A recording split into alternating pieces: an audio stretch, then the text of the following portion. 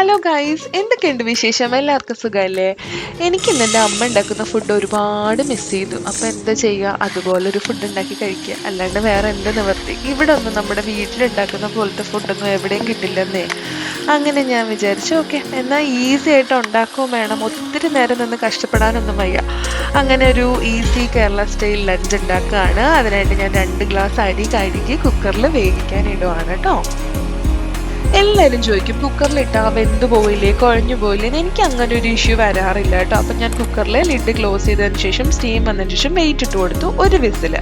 ആ സമയത്ത് ഞാൻ നമ്മുടെ ഫ്രോസൺ മത്തിയാണ് ഇവിടെ ലിഡിൽ നിന്ന് കിട്ടിയതാണ്, അത് വെച്ചാണ് നമ്മളിന്ന് മീൻ പീരയാണ് ഉണ്ടാക്കാൻ പോകുന്നത്. അപ്പം അതിനായിട്ട് മീൻ ഒന്ന് തണുപ്പ് മാറാനായിട്ട് ഇട്ടു. അതേസമയം ഞാൻ കുടംപുളിയും എടുത്ത് ഒന്ന് സോഫ്റ്റ് ആകാൻ ഇടുകയാണ്. സോഫ്റ്റ് ആയതിനു ശേഷം മാത്രമേ നന്നായിട്ട് നമുക്ക് കഴുകിയെടുക്കാൻ പറ്റുള്ളൂ.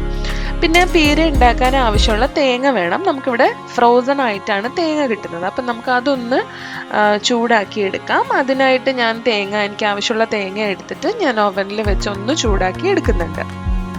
നമ്മുടെ ഒരു അവൻ്റെ ഒരു പവർ അനുസരിച്ച് ഞാനിപ്പോൾ ഏകദേശം ഒരു മിനിറ്റ് ആണ് വെച്ചത്. അപ്പം നമ്മുടെ തേങ്ങ ഇവിടെ റെഡി ആയിട്ട് വന്നിട്ടുണ്ട്. ആ സമയത്ത് നമ്മുടെ ചോറ് റെഡിയായി. ഒരു വിസിൽ കേട്ടതിന് ശേഷം ഒരു 15 മിനിറ്റ് ഞാൻ സ്റ്റീം പോവാൻ വെയിറ്റ് ചെയ്തായിരുന്നു. എന്നിട്ട് വീണ്ടും ഞാൻ സ്റ്റൗ ഓൺ ചെയ്തതിന് ശേഷം ചൂടുവെള്ളം ഒഴിച്ചു കൊടുത്തു. ഒന്ന് തിളപ്പിച്ചതിന് ശേഷം ഊറ്റിയെടുത്തു. ഓക്കെ, ഇനി നമുക്ക് മീൻ പീര റെഡിയാക്കാനുള്ള കാര്യങ്ങൾ നോക്കാം. അവിടെ ചട്ടി റെഡിയാണ്. ഇനി അതിലേക്ക് ആവശ്യമുള്ള സാധനങ്ങളൊക്കെ നമുക്ക് അരിഞ്ഞെടുക്കാം.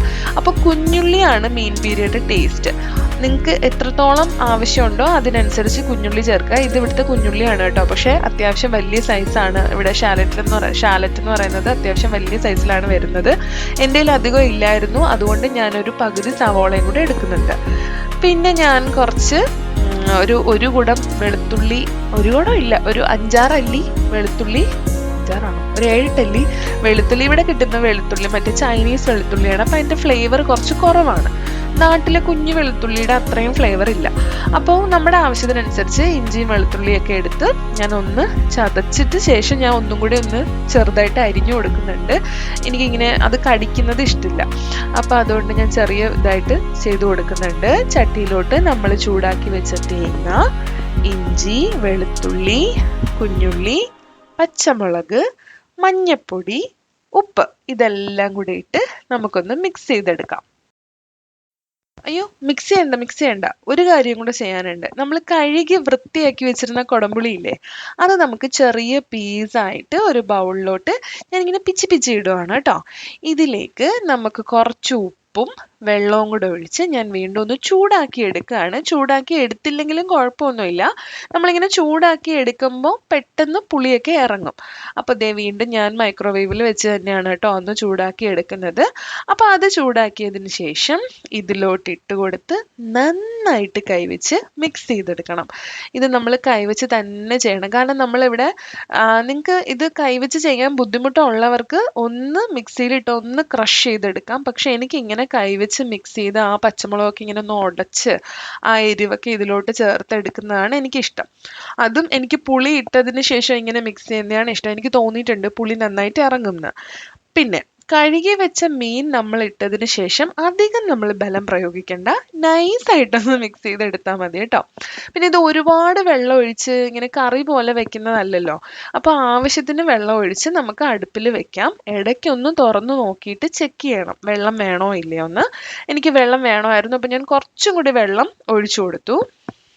ഒന്ന് ലൈറ്റായിട്ട് മീനൊന്നും ഉടയാണ്ട് നമുക്കൊന്ന് മിക്സ് ചെയ്ത് കൊടുത്തതിന് ശേഷം വീണ്ടും അടച്ചു വെച്ച് വേവിക്കാം.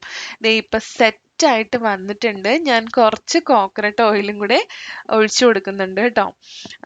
എൻ്റെ കൈ തട്ടി എൻ്റെ ഡെക്കറേഷന് വേണ്ടി വെച്ചിരിക്കുന്ന എൻ്റെ മിൻറ്റ് പ്ലാന്റ് അവിടെ കിടന്ന് അനങ്ങുന്നുണ്ട്, സോറി അബൌട്ട് ദാറ്റ്. പിന്നെ അപ്പം നമ്മുടെ മീൻ പീര റെഡിയായി. ഇനി നമ്മുടെ സിമ്പിൾ മോര് കാച്ചിയതാണ്. ഇതിൽ നമുക്ക് തേങ്ങയൊന്നും വേണ്ട കേട്ടോ. ഞാനിവിടെ വെള്ളരിക്കയും പച്ചമുളക് ഒന്ന് കീറിയിട്ട് മഞ്ഞപ്പൊടിയും വെള്ളവും ഒഴിച്ച് ഒന്ന് വേവിക്കാൻ വെച്ചു. ഇത് നമ്മുടെ ഗ്രീക്ക് യോഗട്ടാണ്. ഇവിടെ നല്ല ക്രീമി ഐസ്ക്രീം പോലെ ഇരിക്കുന്ന യോഗട്ടാണ് കേട്ടോ കിട്ടുന്നത്. അപ്പോൾ നാട്ടിലും കിട്ടും, മിൽക്കി മിസ്റ്റിൻ്റെയൊക്കെ അടിപൊളി തൈര് ഇല്ലേ.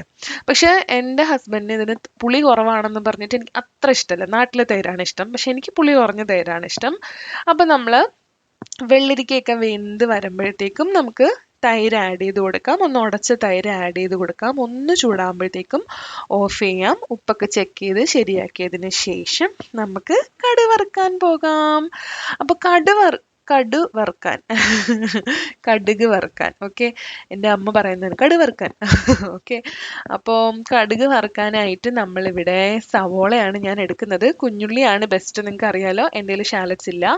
അപ്പം ഞാൻ കുറച്ച് സവോള കട്ട് ചെയ്തെടുത്തിട്ടുണ്ട്. പാൻ വെച്ച് ചൂടാകുമ്പോൾ വെളിച്ചെണ്ണ ഒഴിച്ച് കടുക് വറുക്കാൻ ആർക്കും അറിയാത്തല്ലേ? എനിക്കറിയാം, നിങ്ങൾക്ക് എല്ലാവർക്കും എന്നെക്കാട്ടി നന്നായിട്ട് അറിയാം. പിന്നെ ഒരു രസം. അപ്പോൾ നമുക്ക് കടുക് ഇട്ട് കൊടുക്കാം. എന്നിട്ട് ലേശം ഉലുവയും കൂടെ ഞാൻ ചേർത്ത് കൊടുക്കുന്നുണ്ട്. മോര് കറിക്ക് ഉലുവയുടെ ഫ്ലേവർ നല്ലതല്ലേ? ഇതൊക്കെ എൻ്റെ അമ്മ പറഞ്ഞു തന്നിട്ടുള്ളതാണ് കേട്ടോ.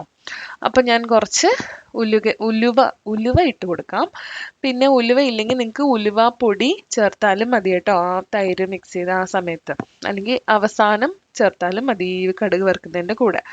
അപ്പോൾ നമുക്ക് സവോളയും ഇട്ട് വറ്റൽ മുളകും ഇട്ട് ഒന്ന് മൂപ്പിച്ചെടുത്തതിന് ശേഷം തീ ഓഫ് ചെയ്യാം. ജസ്റ്റ് ഒന്ന് ബ്രൗൺ ഷെയ്ഡ് ആകുമ്പോഴത്തേക്കും ഞാൻ തീ ഓഫ് ചെയ്തു. എന്നിട്ട് കാശ്മീരി മുളക് പൊടി ഒരു നുള്ള് ഇട്ട് കൊടുത്തു.